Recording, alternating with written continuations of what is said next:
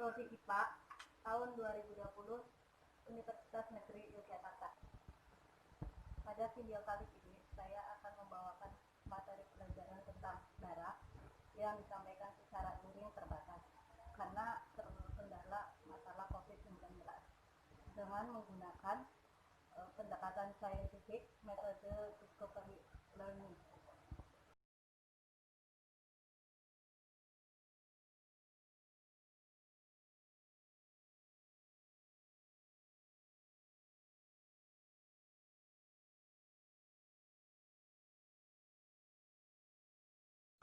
Assalamualaikum warahmatullahi wabarakatuh. Waalaikumsalam warahmatullahi wabarakatuh. Apa kabar anak-anak? Sehat semua? Sebelum belajar, silakan Mbak Mutiara dibimbing doa dulu.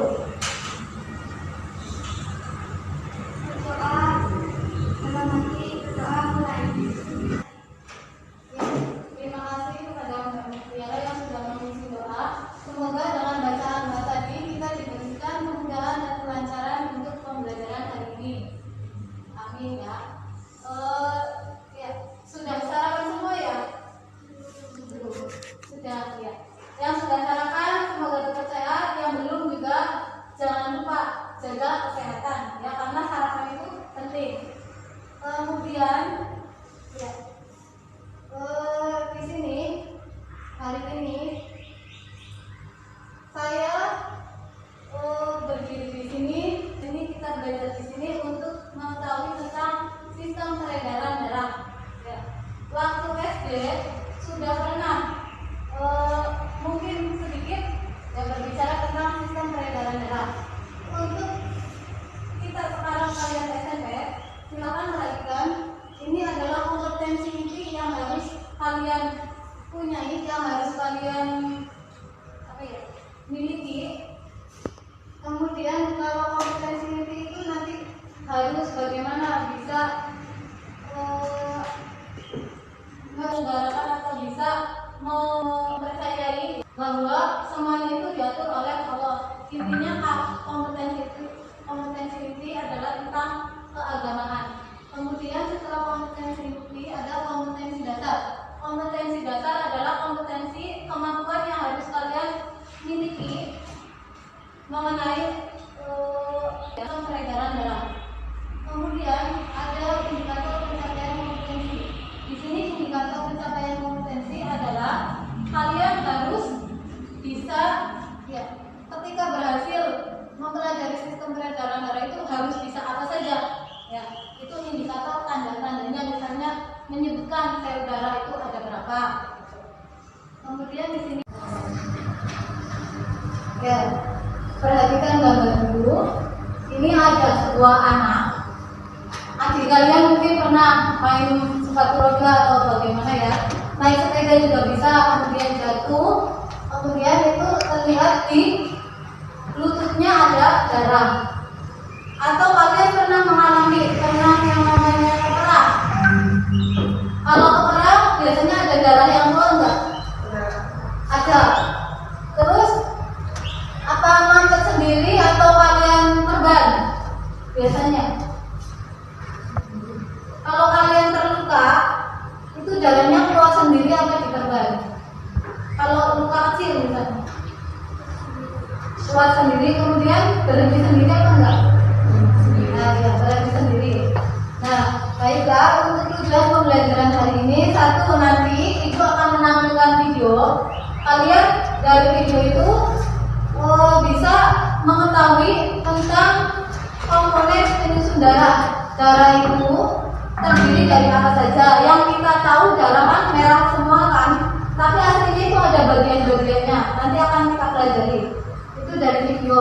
Kemudian yang kedua, dari diskusi, nanti diharapkan kalian bisa mendeskripsikan karakteristik itu, sifat-sifat dari komponen darah. Misalnya sel darah merah bagaimana, sel darah putih bagaimana.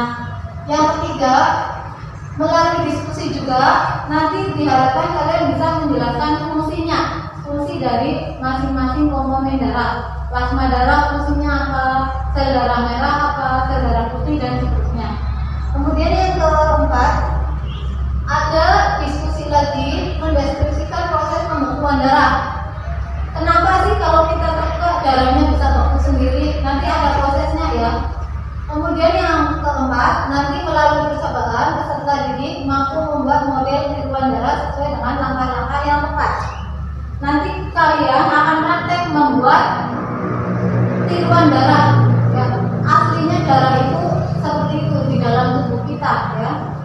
Oke, sampai di sini. Kemudian nanti ini tujuannya udah. Saya pada hari ini ibu akan menilai nanti dari 3 sikap. Satu dari penelitian. Satu ya, untuk pelajaran hari ini ibu nanti akan menilai 3 aspek, 3 kriteria. Dari aspek sikap nanti ibu lihat kalian aktif apa enggak di diskusinya ya. Kemudian yang kedua, penilaian keterampilan mengamati kalian itu prakteknya gimana, kerjasama dalam timnya bagaimana, ya, kekompakannya bagaimana. Kemudian yang ketiga adalah pengetahuan. Pengetahuan itu nanti ibu kasih soal, ya, penilaian pengetahuan nanti ibu kasih soal pilihan ganda, gampang-gampang. Ya. Sampai di sini ada yang mau ditanyakan? Tidak ada?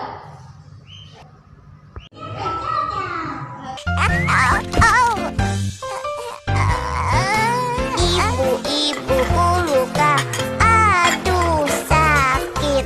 Ibu tolonglah aku. Oh, sangat sakit. Ayo sini, sayang-sayang tak apa. Ibu kan bantu, perban dan ciuman akan sembuhkan lukamu. Kira-kira dari video tadi apa yang bisa kalian tuliskan masalahnya? Masalah tadi kan ada anak kecil jatuh sakit kemudian tiba-tiba keluar darah, kemudian ada lagi sakit. Nah, silakan ada yang ingin menyampaikan identifikasi masalah dari tadi video tadi. Misalnya ada yang mau, silakan angkat tangan.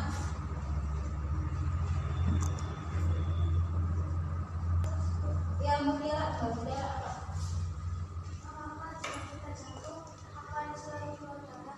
Ya, satu. Jika kita jatuh,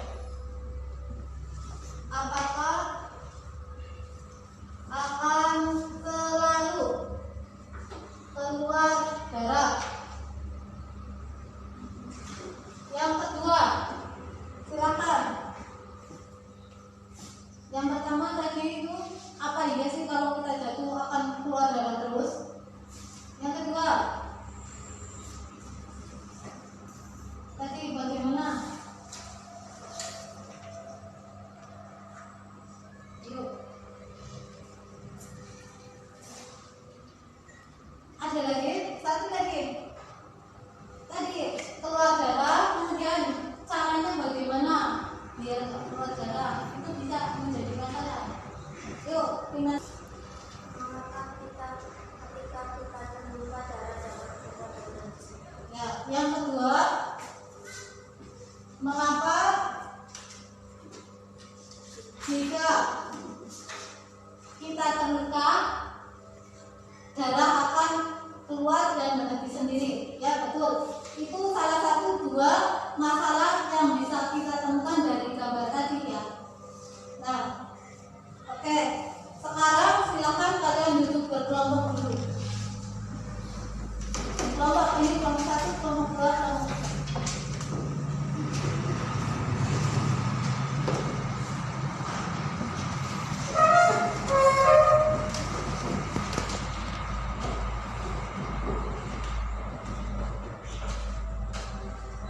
Kemudian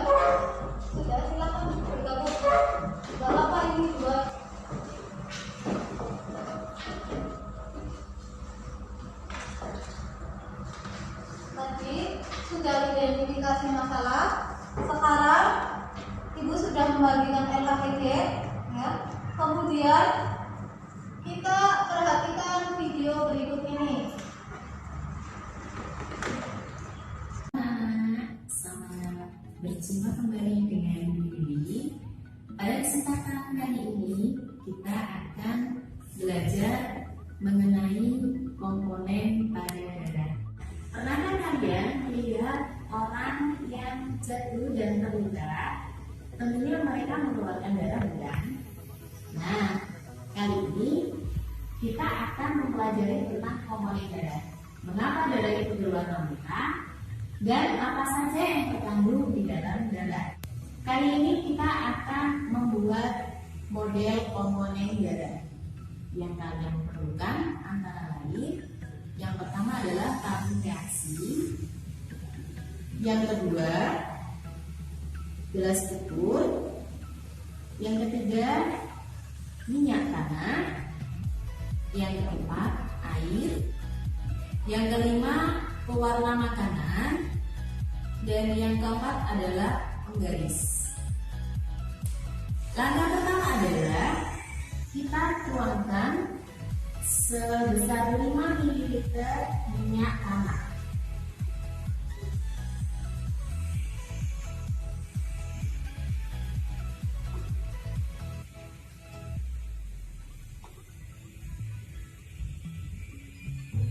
Kita tuangkan ke dalam tabung reaksi.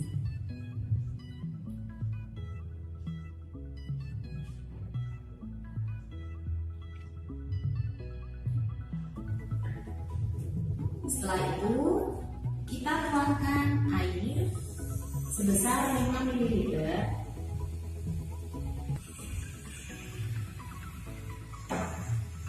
Kita tuangkan pada tabung reaksi.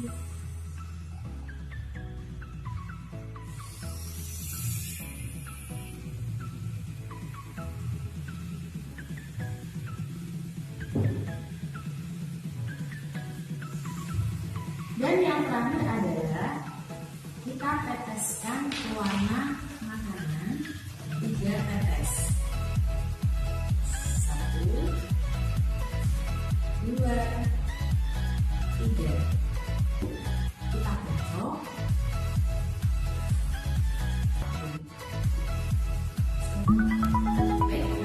Kita bisa melihat di sini. Dari tadi yang sudah ditinggalkan, maka di sini nampak ada lapisan.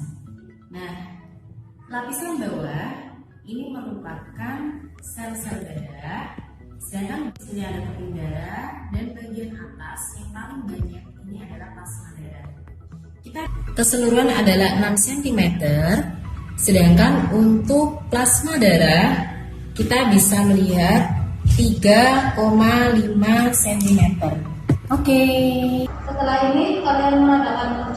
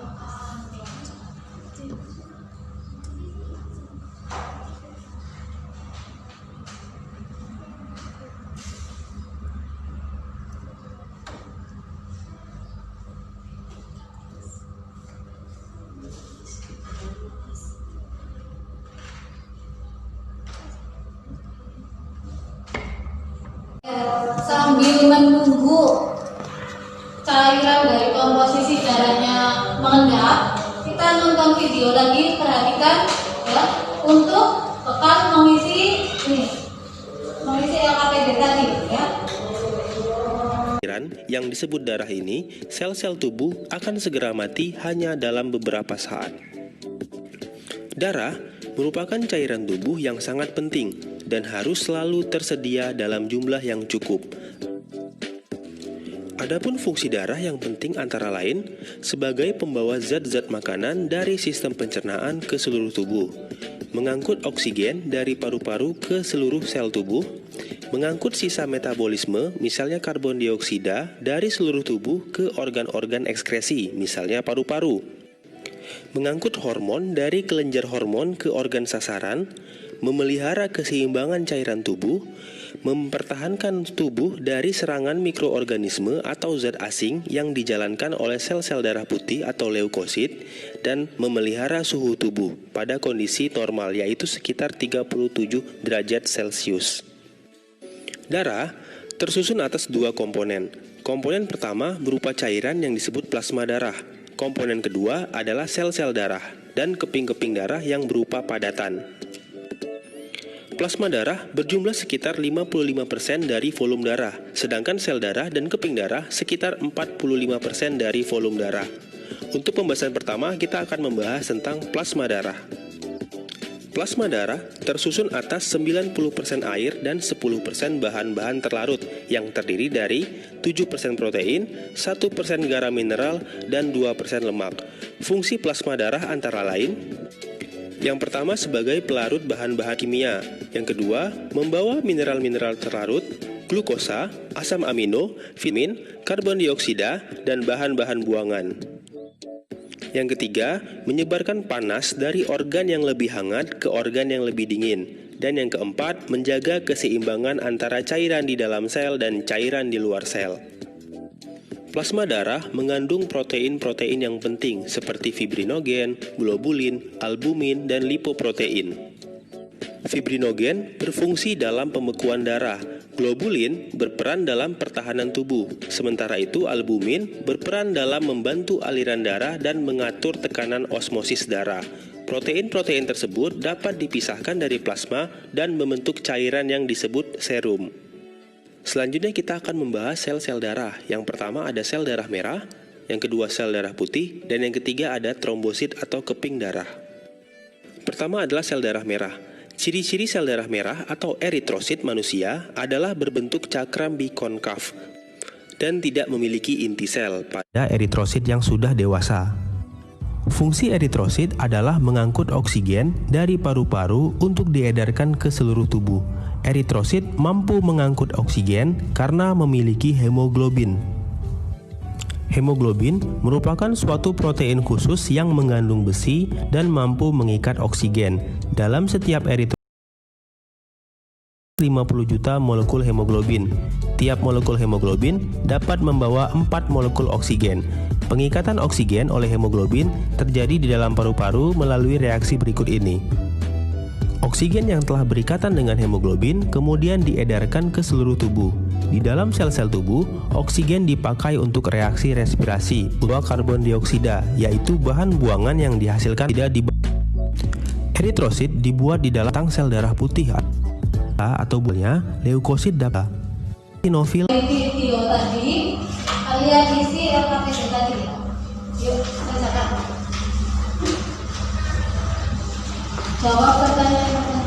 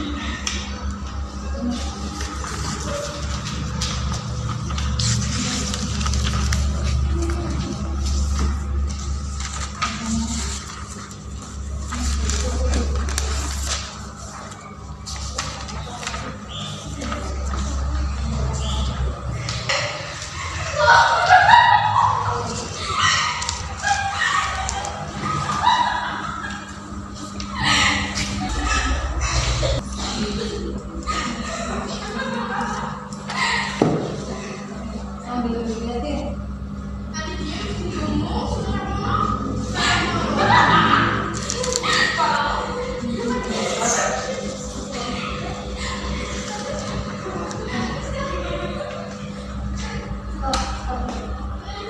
Hasil percobaan kalian kemudian sesuaikan dengan yang ada di LKPD ya.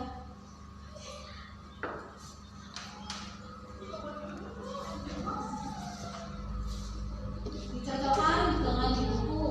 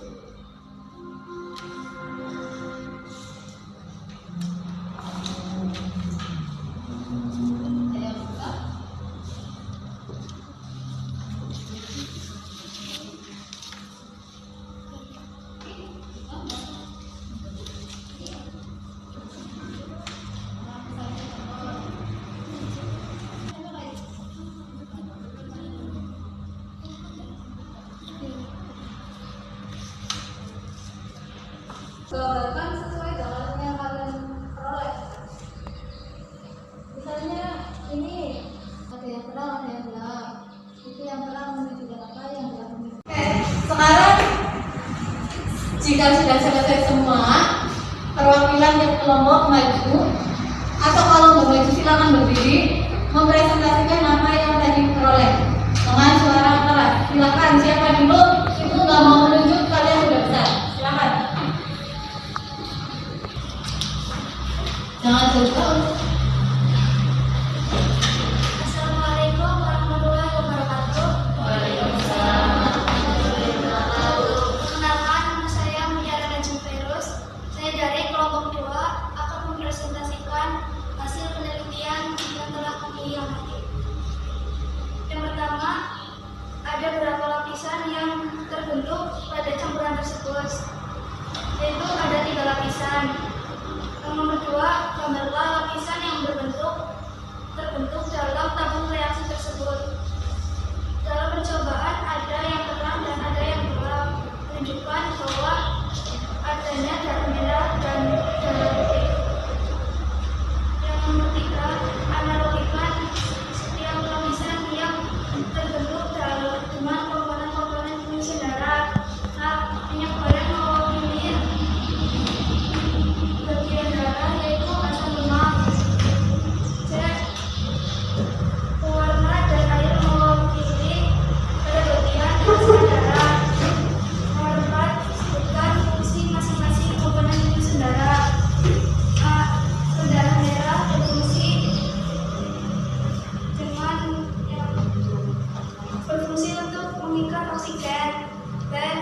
darah putih berfungsi sebagai pertahanan tubuh dari penyakit. C. Keping darah berfungsi pada proses pembekuan darah. Sekian, terima kasih. Ya, beri tepuk tangan untuk kelompok 2. Ya, cukup. Sekarang silakan dilanjutkan kelompok siapa lagi? Yuk, yang sudah siap, maju. Assalamualaikum warahmatullahi wabarakatuh. Waalaikumsalam warahmatullahi wabarakatuh. Perkenalkan, saya Wina Batasari dari kelompok 3.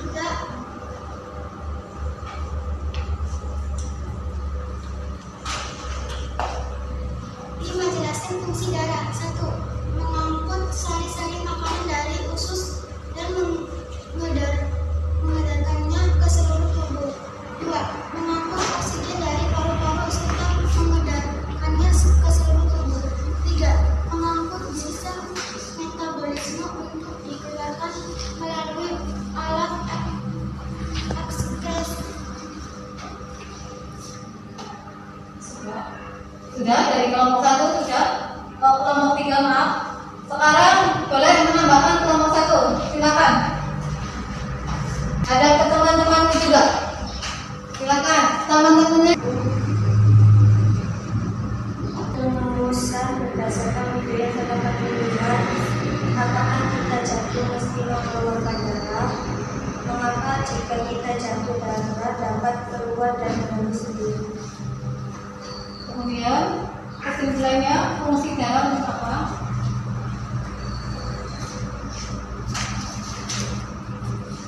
Fungsi darah untuk apa?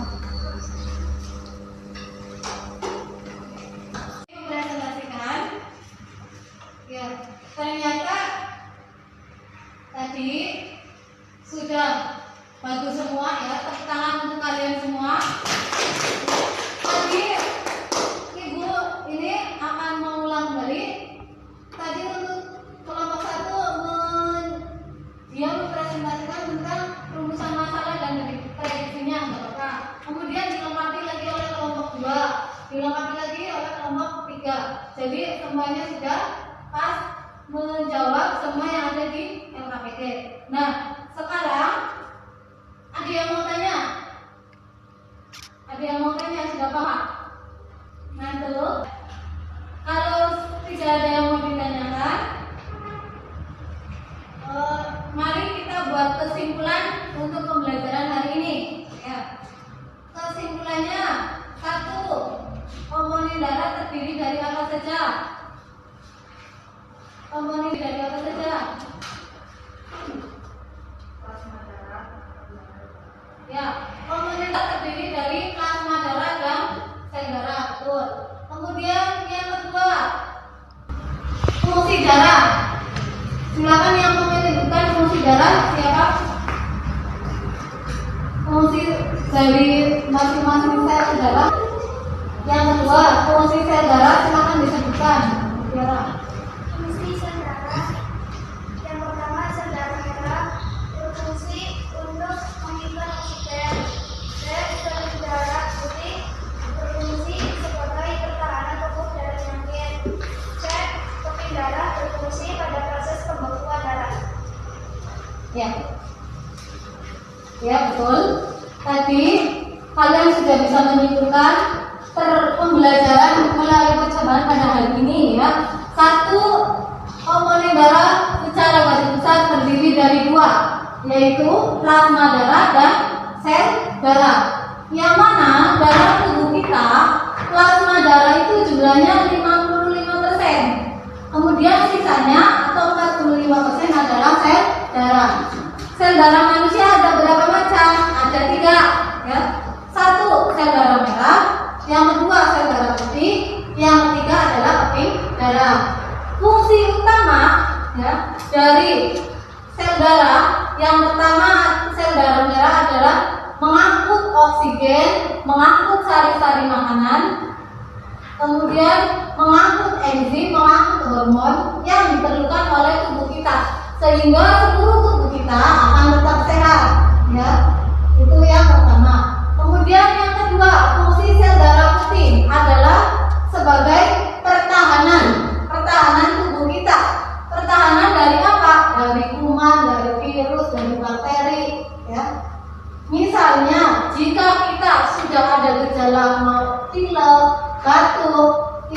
jadi sel darah putih kita lagi mengadakan perlawanan.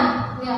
Kalau sel darah putih kita yang menang, nanti kita nggak jadi sakit, flu-nya selesai, pileknya habis, ya. Itu fungsi sel darah putih untuk pertahanan tubuh. Kemudian yang ketiga, ada keping darah atau trombosit. Trombosit fungsinya tadi berkaitan dengan kenapa sih kalau kita keluar darah tiba-tiba darahnya berhenti sendiri, atau dikenal dengan proses pembekuan darah. Ya. Kemudian yang harus kalian pahami juga proses pembekuan darah tadi. Pertama, ketika proses pembekuan darah terjadi, ketika ada luka, nanti bagian dari trombosit akan pecah, ya, akan memecah menjadi trombokinase. Kemudian dari trombokinase dibantu oleh ion-ion tubuh untuk pembekuan darah, yaitu ion karbon, ion kalsium dan ion natrium, mengubah menjadi trombin, kemudian diubah menjadi fibrinogen. Nanti prosesnya di dalam tubuh ini akan jadi benang-benang fibrin. Kalau benang-benang fibrinnya sudah menyatu banyak, nanti dengan sendirinya luka kita akan menutup. Itu fungsi dari keping darah. Ya, sampai di sini ada yang mau ditanyakan? Kalau tidak ada, ibu akan membagikan soal. Ya. Silakan nanti kalian kerjakan. Ini soalnya 10.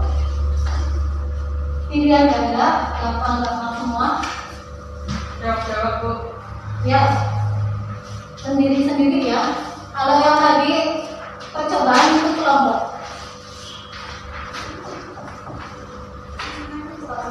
Isi, tulis nama, tulis kelas, isi soal-soalnya.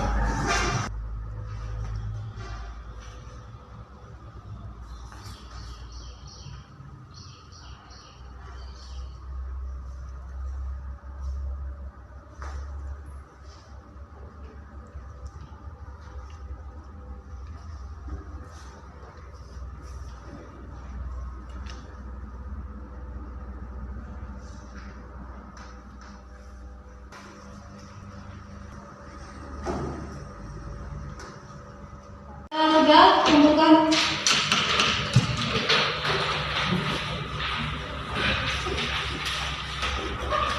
Nah, ini soal-soal sudah.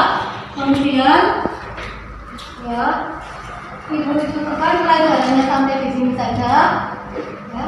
Untuk pertemuan berikutnya, silakan nanti kalian buka dan baca tentang organ-organ peredaran darah.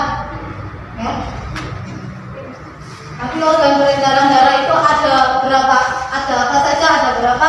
Silakan di LKS, di buku paket itu ada. Atau kalau kalian yang punya banyak kuota, silakan cari baca di internet. Ya. Sampai di sini saja. Jangan lupa jaga kesehatan, ya, jaga istirahat, jaga makan. Ibu akhiri pelajaran hari ini dengan bacaan hamdalah. Alhamdulillah. Terima kasih. Wassalamualaikum warahmatullahi wabarakatuh.